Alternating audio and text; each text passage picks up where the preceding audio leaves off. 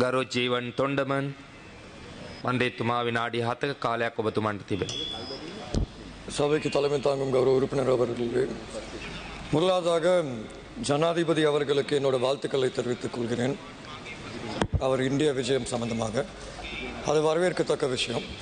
கடந்த வருஷம் 2023 நான் முன்னாள் ஜனாதிபதி கௌரவ ரணில் விக்ரமசிங்க அவர்களோட பிரதமர் மோடி அவர்களை சந்தித்து பல்வேறு விடயங்கள் பேசப்பட்டுச்சு. அதில் முக்கியமான ஒரு விடயம் தான் இந்தியா வீடு திட்டம். இந்த இந்தியா வீடு திட்டத்தை பொறுத்த வரைக்கும் நம்ம எல்லாருமே புரிஞ்சுக்க வேண்டிய ஒரு விஷயம், இது இந்திய அரசாங்கம் நம்மளுக்கு நன்கொடையாக கொடுத்துருக்க ஒரு திட்டம். கிட்டத்தட்ட 14,000 வீடுகள் நம்ம மலையக மக்களுக்கு கொடுத்துருக்காங்க. அதே நேரத்தில் இன்றைக்கி இந்த பொருளாதார நெருக்கடியில் அரசாங்கத்தால் மலையக மக்களுக்கு வீடு கட்டுறது சுலபமான காரியம் இல்லை, அதுவும் எங்களுக்கு புரியும், மக்களும் பொறுமையாக இருக்காங்க. ஆனால் அதே நேரத்தில் இந்த இந்தியா வீடு திட்டம் ஆரம்பத்தில் தொடங்கியும் இன்னும் இழுத்தடிக்கப்படுது. அதுக்கு முக்கியமான ஒரு காரணம் அரசியல் தவறோ இல்லாட்டி அரசாங்கத்தோட தவறோ கிடையாது. அதோட ஒரு முக்கியமான காரணம் இங்கே இருக்க எல்லா உறுப்பினர்களும் தெரிஞ்சுக்க வேண்டிய ஒரு விஷயம். இவ்வளோ காலமாக நம்ம எப்போ பார்த்தாலும் சொல்லிட்டு இருக்க ஒரு விஷயம், மலையக மக்களுக்கு எந்த விதமான முன்னேற்றமும் கிடையாது, இவ்வளோ காலம் தாண்டியும் எந்த விதமான முன்னேற்றமும் கிடையாது. தயவுசெய்து இங்கே இருக்கிற உறுப்பினர்கள் அனைவருமே மலையக மக்களோட வரலாறு சரியாக புரிஞ்சுக்கணும். எங்களை பொறுத்த வரைக்கும் 1948 கிட்டத்தட்ட இன்னைக்கு வரைக்கும் உரிமைகளுக்காண்டி தான் நாங்கள் போராடிட்டுருக்கோம். ஒரே நாளில் மாற்றங்கள் கொண்டு வர முடியாது, அதோட கஷ்டம் என்னன்னு இன்றைக்கி உங்களுக்கும் தெரியும். அப்படி இருக்கும்போது இதை நீங்கள் ஆராய்ந்து பார்த்தாக்கணும். பல்வேறு அரசாங்க மாற்றங்கள் கூட பல்வேறு வேறு கட்சியிலேருந்து தலைவர்கள் அமைச்சர்களாக இருந்து கூட ஏன் நம்ம எதிர்பார்த்த மாற்றம் வரல? 66,000 வீடுகள் கட்டி கூட நம்ம எதிர்பார்த்த மாற்றம் வரல. அதுக்கு ஒரு முக்கிய காரணம், ஒவ்வொரு தடவை நம்ம அரசியல்வாதியை கை நீட்டி அவர் தான் தவறுன்னு சொல்கிறோமே தவிர உண்மையான பிரச்சனைக்கு நம்ம முகம் கொடுக்க மாட்டேங்கிறோம். இன்றைக்கி உண்மையான பிரச்சனை மலையகத்தில் பெருந்தோட்ட நிறுவனத்தின் ஆதிக்கம் தான். இன்றைக்கி ஒரு பெருந்தோட்ட நிறுவனம் இருக்குன்னா அவங்க தான் முடிவு பண்ணி ஆகணும், அந்த தோட்டத்துக்கு ஸ்கூல் வருமா, வீடு வருமா, யாருக்கு போகணும், எப்போ போகணும், எப்படி போகணும். இன்றைக்கி நீங்கள் ஒரு பெருந்தோட்ட நிறுவனத்துக்கு அடியில் இருக்க மக்களை ஒரு உதாரணம் எடுத்துக்கணும். ஒரு தோட்டத்தில் 100 பேர் வாழ்கிறாங்கன்னா, 100 குடும்பங்கள் வாழ்கிறாங்கன்னா, அந்த 100 குடும்பங்களில் வெறுமனே 10 குடும்பங்கள் மட்டும்தான் தோட்டத்தில் வேலை செய்கிறாங்க. பாக்கி 90 குடும்பங்கள் தோட்டத்தில் வேலை செய்ய மாட்டேங்கிறாங்க. அவங்க இன்ஃபார்மல் செக்டர்.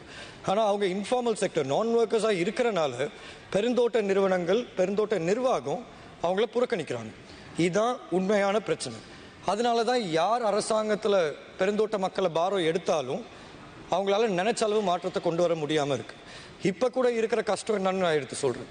நான் இன்னைக்கு காலையில் ஆளுங்கட்சியை சார்ந்த ஒரு உறுப்பினர் அவரோட உரையில் அதிகமான அளவு பேசியிருந்தார்.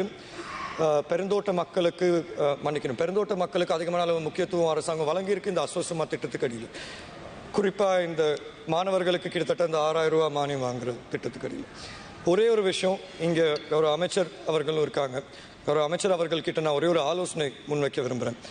இன்னைக்கு இருக்கிற சூழ்நிலையில் கௌரவ அமைச்சர் அவர்களே, இந்த மானியம் பெருந்தோட்டத்தில் இருக்க தொழிலாளர்களோட குடும்பத்தில் இருக்க குழந்தைங்களுக்கு போய் சேரும், அங்கே இருக்க மாணவர்களுக்கு போய் சேரும்.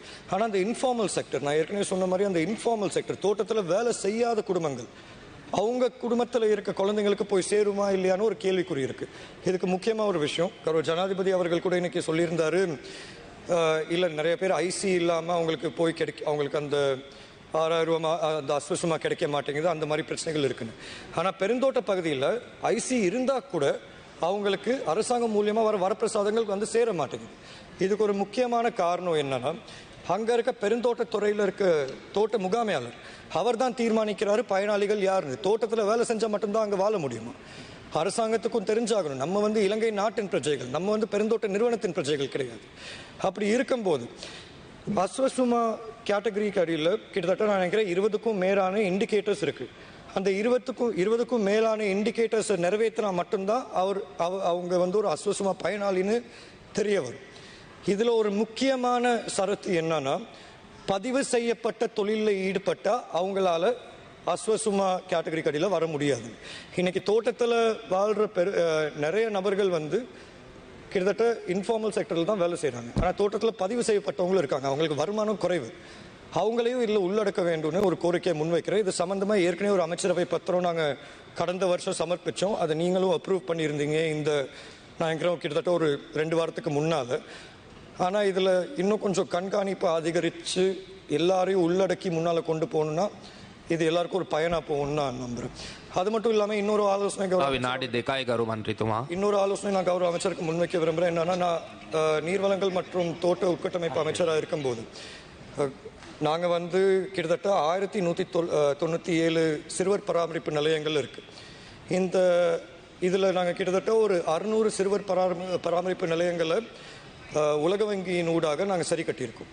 இன்னும் பாக்கி 597 பராமரிப்பு நிலையங்கள் இருக்குது, அதையும் சரி கட்டி ஆகணும். ஆனால் இதில் வாழ்கிற 26,000 குழந்தைங்களுக்கு நாங்கள் இலவச காலை உணவு திட்டம் கொண்டாந்துருந்தோம் கிட்டத்தட்ட 6 மாத காலப்பகுதிக்கு. அது உங்களோட அமைச்சினூடாக தான் நாங்கள் கொண்டு வந்திருந்தோம் கடந்த அரசாங்கத்தில். நீங்கள் மீண்டும் ஒரு கோரிக்கையை வச்சா கட்டாயம் அவங்க வந்து அந்த திட்டத்தை அமல்படுத்துவாங்கன்னு நான் நம்புகிறேன். And I would also like to take this opportunity to just commend the President and the government on his on His Excellency's visit to India.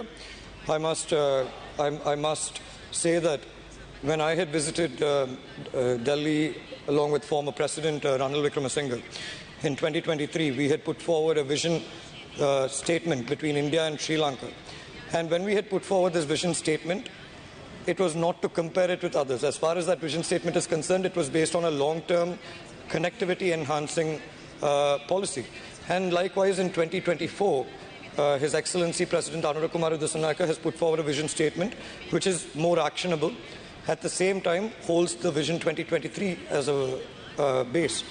These two statements, if they complement each other and if it is implemented... කාලය අවසන් ගරු මන්ත්‍රීතුමා. Just 1 minute. And if it is implemented, then it will enhance our relationship with our neighbor for the better. Considering that India is a superpower which is coming up in the global south, we can use it to our advantage, especially in terms of energy infrastructure and connectivity. ஒரே ஒரு விஷயம் நான் இங்கே சொல்லி ஆகணும். நான் வந்து நீங்கள் எல்லாருமே இந்த வருஷம் பாராளுமன்றத்துக்கு வந்திருக்கீங்க, எனக்கு அதில் சந்தோஷம். ஆனால் ஒரே ஒரு விஷயம், நான் அவங்க யாரையும் விமர்சித்து தான் அரசியல் செய்யணும்னு எனக்கு அவசியம் இல்லை. என்னை பொறுத்த வரைக்கும் இன்னைக்கு மக்கள் வந்து உங்களுக்கு ஒரு ஆணையை கொடுத்துருக்காங்க, அதை நீங்கள் நிறைவேற்றுங்க.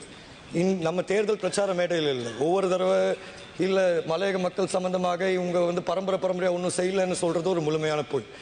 என்னை பொறுத்த வரைக்கும் நான் ஒரே ஒரு விஷயம் சொல்கிறேன். லாஸ்ட் ஜஸ்ட் ஒன் திங், முன்னால் பேசியிருந்த உறுப்பினர் சொல்லியிருந்தாரு, நிறைய பேர் வந்து சொல்கிறாங்க இல்லை ஒருவேளை கௌரவ அனுராக் திசாநாயக் அவர்களோட அரசாங்கம் வந்தால் டாலர் அதிகரிக்கும், வங்குரோத்து நிலைமைக்கு போகும், பிரச்சனை ஒன்றும் வரல. ஆனால் அதே நேரம் அரசாங்கத்துக்கும் நான் ஞாபகப்படுத்துகிறேன், அவங்க ஆட்சிக்கு வரும்போது அரிசி தேங்காய் எல்லா விலைகளும் குறைக்கிறேன்னு தான் சொல்லி வந்திருந்தாங்க. ஆனால் அவங்களால முடியாது, அது பிரச்சனை, அது எங்களுக்கும் புரியுது. ஆகவே நம்ம சேர்ந்து வேலை செஞ்சு நாட்டை எப்படி கட்டியில போகணும்னு பார்ப்போம். இந்த வாய்ப்பை தந்தமைக்கு என்னோட நன்றி நான் தெரிவித்துக் கொள்கிறேன். ගරු සරෝජා සාවිත්‍රී පෝල්